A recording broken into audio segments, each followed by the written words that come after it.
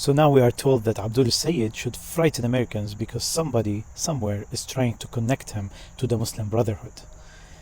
Before we turn this into another Fox News horror movie, perhaps we should explain what the Muslim Brotherhood actually is. The Muslim Brotherhood is not some tiny underground cult whose members all sit in one room receiving orders from a secret commander. It's a nearly a century-old political and social movement that spread across much of the Arab and Muslim world.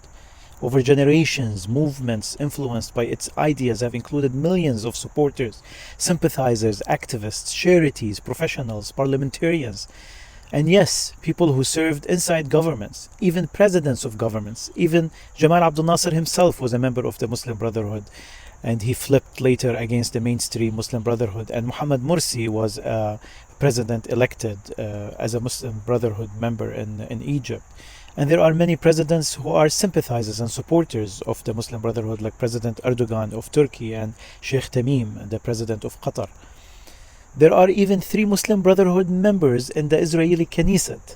Yes, in the Israeli parliament, there are Muslim Brotherhood members. Not officially because the party is banned in Israel, but they are members of the Muslim Brotherhood by ideology. And it isn't even one coherent organization anymore. Its branches and offshoots and ideological descendants differ dramatically from one country to the other.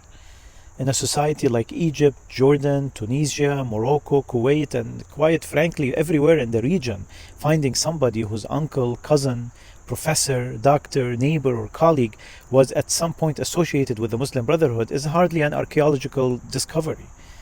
This is like investigating an American politician and announcing dramatically, "Oh, we discovered his uncle was a Republican." Okay, and? You can strongly disagree with the Muslim Brotherhood. I disagree with plenty of its politics. Governments across the Middle East disagree profoundly about it too. Some have banned or designated it. Others have allowed Brotherhood-linked or Islamist parties to participate in elections and political institutions.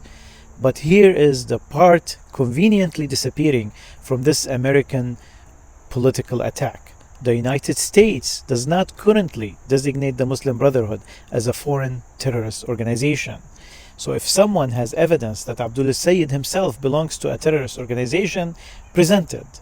If there is evidence that he advocated terrorism, present it. If there is evidence that he committed a crime, present it. And if your argument is 6 degrees of separation, Abdul knew someone whose organization knew someone whose cousin once attended a meeting connected to the Muslim Brotherhood, then congratulations. You haven't uncovered terrorism, you've discovered the Middle East. Abdul El-Sayed should be judged on Abdul El-Sayed. Judge his healthcare policies, judge his economic program, judge his record in public service, challenge his positions on Gaza, Israel, education, taxes, or anything else he actually believes.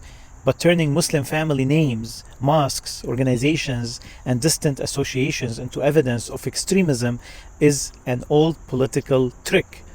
It's bigotry. And Americans should recognize it by now. Because when the evidence against a Muslim candidate becomes, "Look at all these Muslims he knows," the accusation tells us considerably less about Abdul El-Sayed than it does about the people making these accusations.